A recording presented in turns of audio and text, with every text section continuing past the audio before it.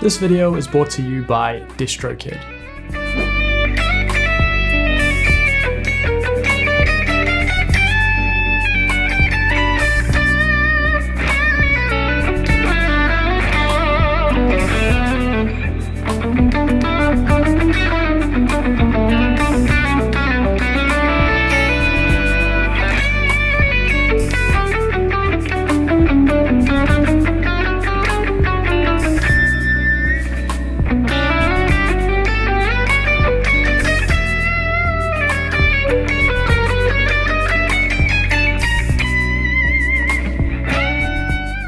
This time last year, I created a cool little piece of music that shows you how to play chromatics in your solos effectively. One of the things that I emphasized in this video was not to play wrong notes on strong rhythmic beats. Now you might think of wrong notes as notes that aren't in key, but what I want to demonstrate to you today is that wrong notes can also be notes that are in key. How is that possible, you ask? Well, let's go ahead and find out. Now, the extent in which notes are wrong is totally up for debate and can be subjective. Let's change the terminology here from what's right and wrong to perhaps what's perfect and imperfect, since any note can be made right if it's set up properly. Theoretically speaking, there are 7 correct notes in a standard major or minor key.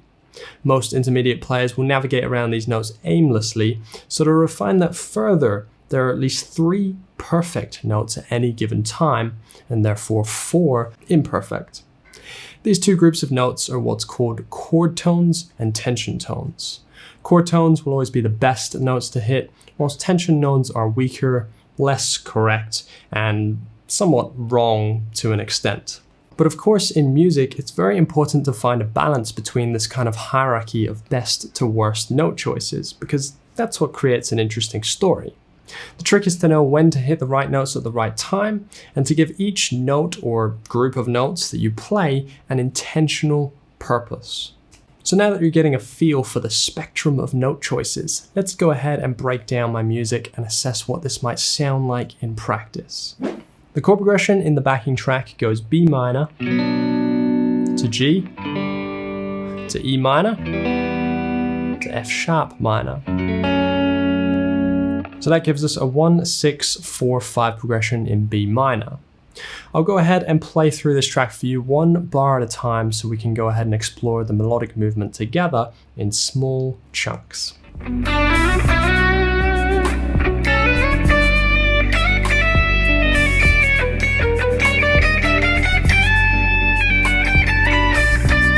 So right at the very beginning, before you can even hear the first chord come through, I'm provisionally highlighting the triad from that B minor chord. So we start off with, and if we assess that, that's your B minor triad, your 1, flat 3, and 5. Very distinct chord tones, of course. Finishing on the 5th degree there, which is a nice pleasant note to finish, before this last note wants to move forward to this note, which is a nice relief. That's the 5th degree of G major, which is of course the next chord in the progression. And notice how the melody from the first bar approaches that nicely. I'm not randomizing notes and then just playing a random chord tone. I'm almost trying to voice lead the progression in the melody. So on the actual track, I play that last note on the bottom string. And then for the bar of G, and then just a chromatic descent. And that last note is a very uneasy note that wants to resolve again as the next chord comes in, which is E minor. You can really hear that resolution when I play that note if I drone an E in the background. Now in this bar, there are a bunch of triplets. I'll emphasize the notes that exist on the strong rhythmic beats and we'll assess what they are. So starting off with the flat 7, hitting the 6, that's a root note. Now that's a very strong rhythmic beat there, kind of essential to hit that note. That would be your flat 3rd of the next chord, So this is a good time to really target a chord tone that exists within the F sharp minor, and that demonstrates that I know what's happening. I know the chord progression. I'm playing with the chord progression, not over the chord progression. So as we travel into the next bar, I start off by playing the flat third, and then a few chromatic notes as we travel to the root note. And then that concludes that bar there. So notice throughout that, I'm targeting the 3, the 1, that then transitions into the third, or the flat third of B minor, since that is the first note of the next bar. And for a brief moment, I'm hanging out on that, giving it some vibrato and just enjoying the pleasant sound of the flat third over that B minor. So I'll go ahead and play those first 4 bars slowly for you to pick up yourself and maybe play along with.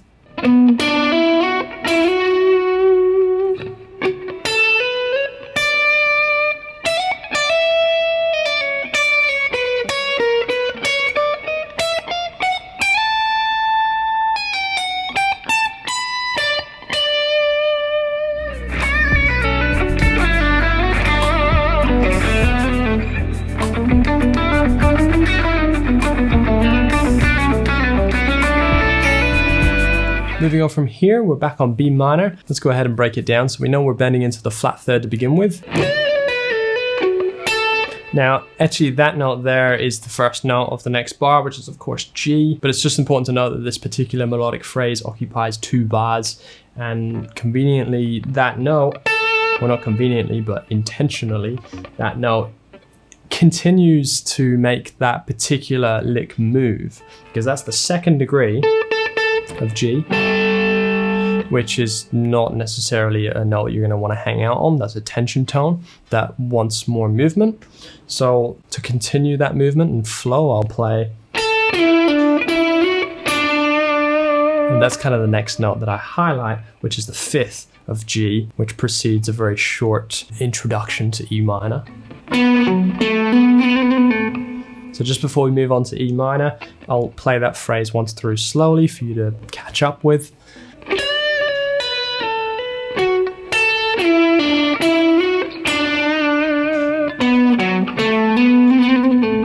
Now notice at the end of that phrase, as E minor comes into play, I play the 5th degree of E minor, which is a nice chord tone, but then I release it to a tension tone, which again makes the listener want to hopefully continue listening because the music is not resolved.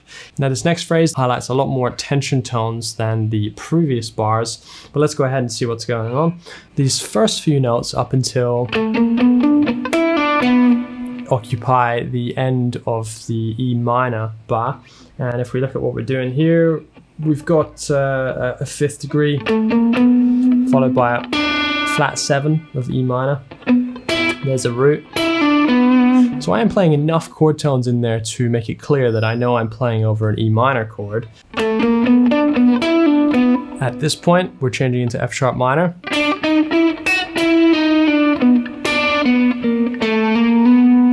There's a lot of chromatics in there.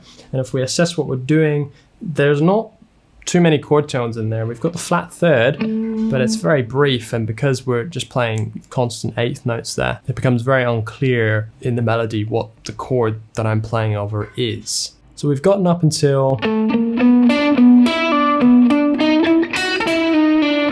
Now at this point, we transition into the B minor chord. I missed a few notes in this particular demo, but you've got the tab, so just go ahead and follow along.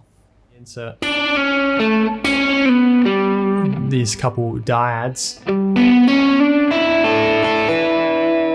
we finish with this chord at the end. Now, whilst that's still over the B minor, we've got the flat third into the 4th, into the hammering into the root from the flat 7.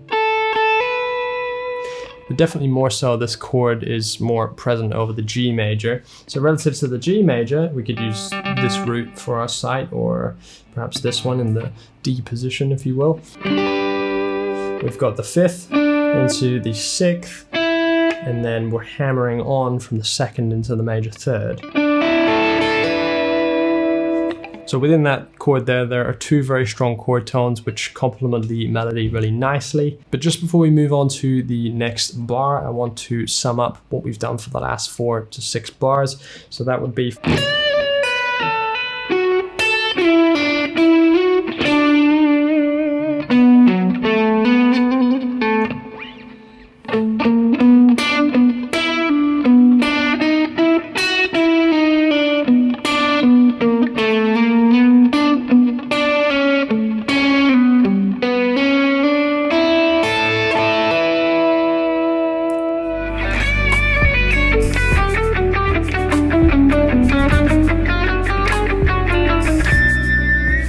Now, as we continue, we're still actually playing over a G major chord at this point for this phrase, which begins with a bend into the 5th degree.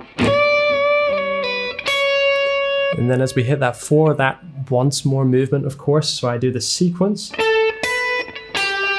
But on this particular note, we are changing into the E minor. That's a great note to hit at this point because that's the minor 3rd.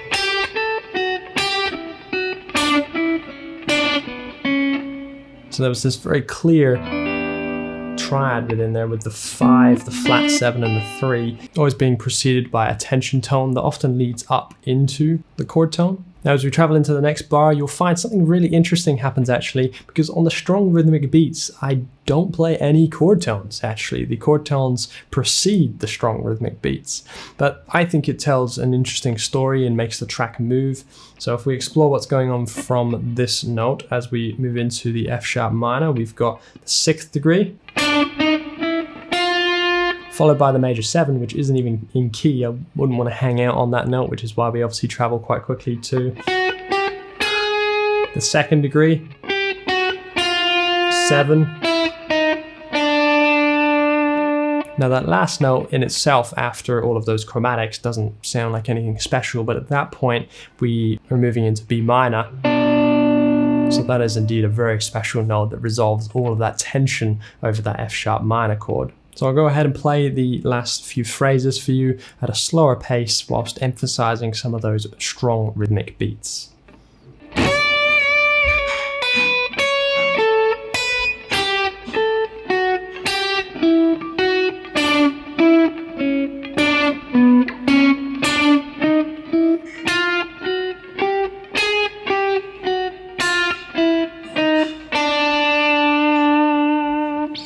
So if there's one thing that I want to mention throughout that phrase, it's that at the very end of all that tension, I resolved to a chord tone.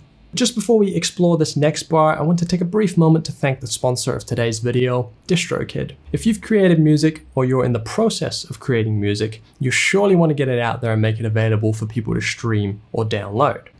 In just a few minutes, by submitting a simple form on DistroKid, they'll handle the whole process for you and manage your music for just one very affordable fixed yearly price. Not only will they publish your music to over 150 platforms such as Spotify, Apple Music, and Tidal, but they'll also handle many more intricacies that you've probably not even thought of, including getting paid when other people use your music on YouTube, or making your music available for use on Instagram or TikTok, and even the ability to manage your artist's page from just one place. If you want to learn more, click the link in the video description.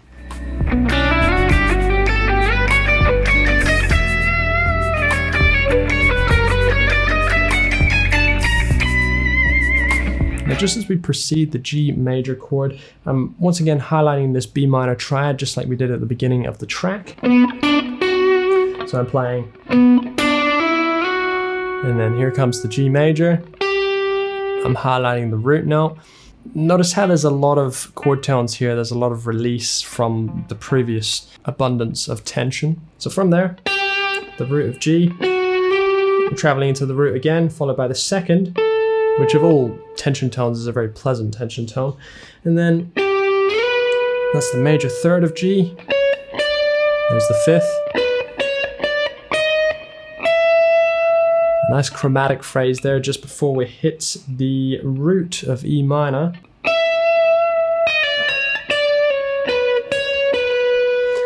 And then we move into the F sharp minor chord, but I start this bar off with the major third, which is an interesting note to start on since it's a minor chord, right? That's totally wrong, but it sounds great. The 5 chord of a minor progression can be very well substituted with a major chord and it sounds fantastic. So notice we're starting off with that major third. That's not a very nice tone, so we pass through that quickly. That's the 6th degree.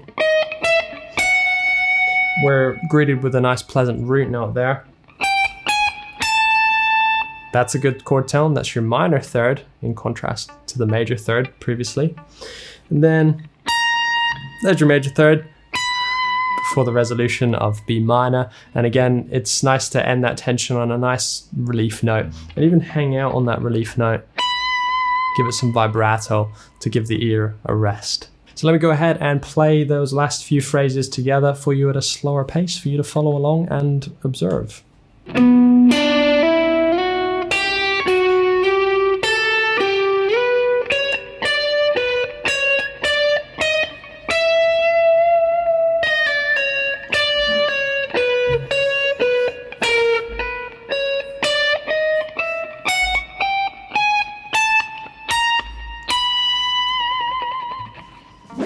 Well, there you have it. I hope you've learned something from this video.